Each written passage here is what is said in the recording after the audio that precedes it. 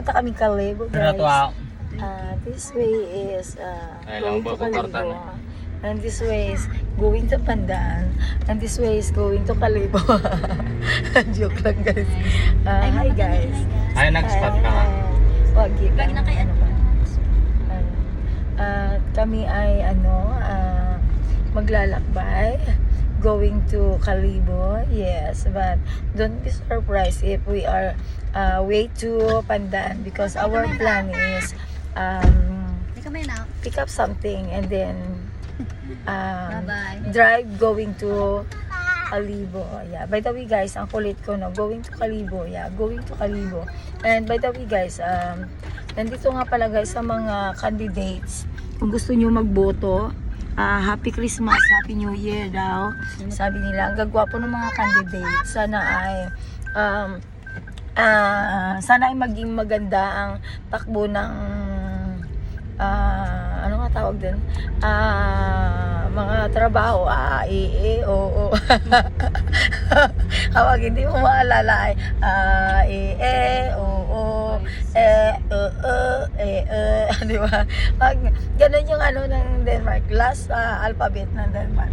Ayun guys, ang rice field, kakatanim lang, yellow na. Di ba, astig no? Mga bagay na the best, yeah. Punta kami ng Kalibo guys at ito ay ang aking mga aboracho at kami ay sino to? Sinong nunoy ito to? Grabe ba? Dang business nagabigya to ay grabe ang aking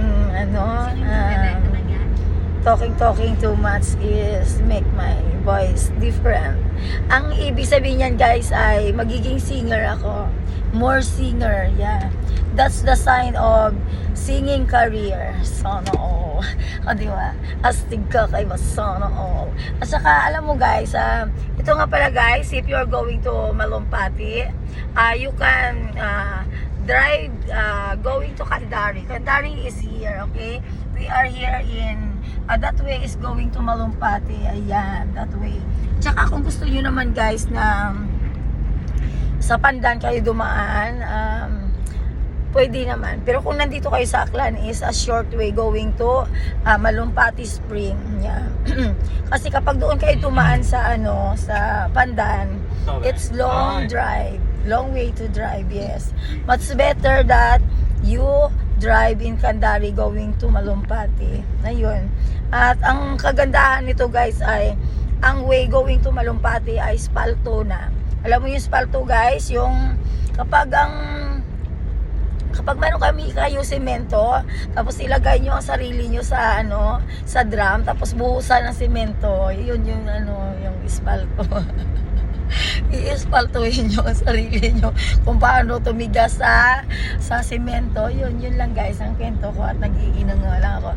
Honest is wala naman kasi ako magawa sa mundo, kaya ayun, nagpapapaos na lang ako, kakakuda-kuda. Ayun, yun lang guys.